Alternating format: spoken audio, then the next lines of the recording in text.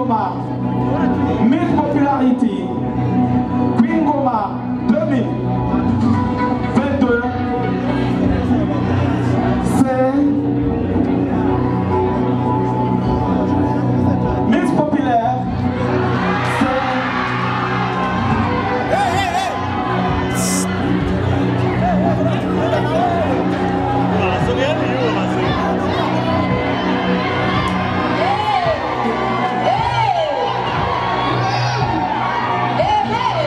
on était mouillé.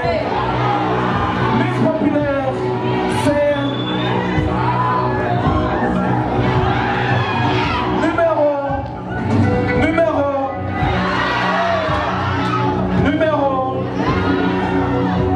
numéro Ilishla Jenisa,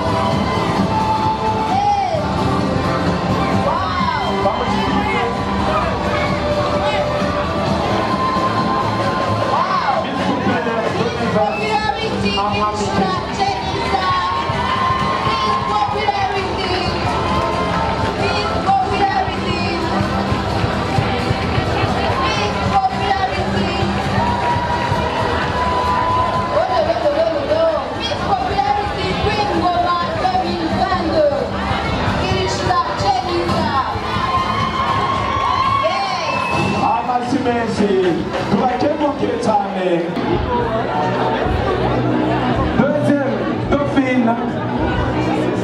Miss Queen Ngoma édition 2022, c'est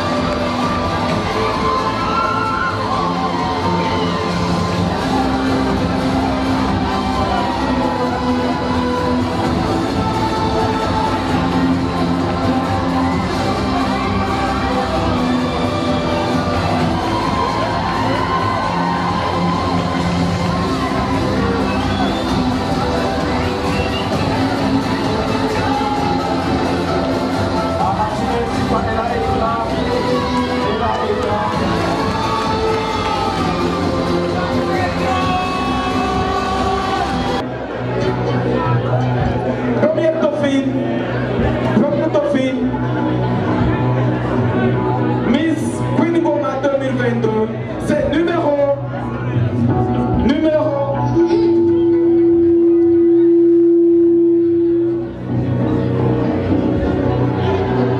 première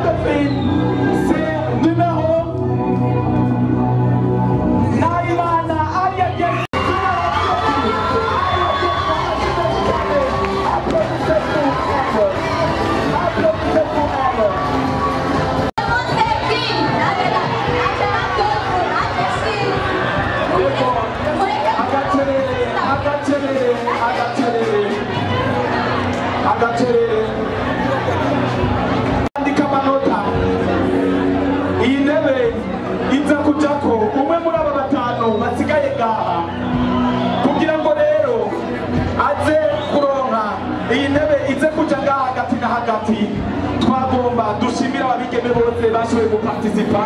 arico gituma nagomba nshimire abari ngaha kugira ngo ndababwire abigeme kuva marazi ko bari basigaye umunani kuva ku munani kuva ku wa mbere gushika ku munani hariho amanota bagiye bararonka arico gituma mu gusoma Miss Queen Ngoma ngombe mere ku bantu baronse amanota yakurikiye bane ba mbere kugira ngo tubakengurukire baca baja hariya inyuma y'aba ba Miss tumaze gutora duheze tumenye Miss Queen Ngoma 2022 uwa mbere yaronse amanota aya manota rero n'amanota menshi cyane naho ngo bibereka gutya ni menshi cyane arico gituma abari ngaha batari bake bemeye ko bazoshigikira proje z'aba bantu uwa mbere rero dusabe acaja harya bamutwerekere ahagarare hajya inyuma kugira ngo tumenye Miss Queen Ngoma ni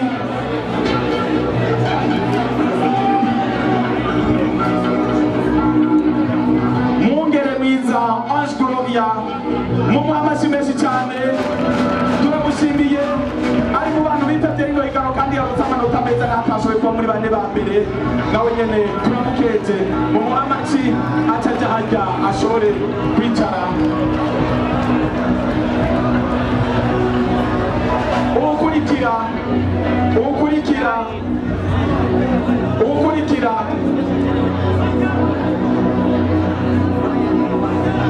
ukurikira ni Ngabirano Bella Edisa turamushimiye nawe nyene mu mukeze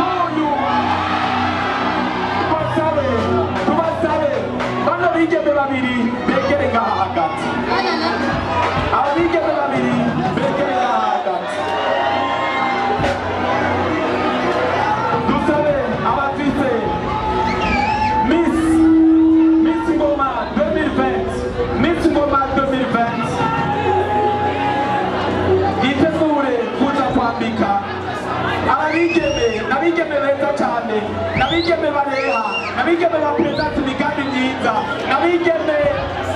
nukuri no gushigikirwa cyo kimwe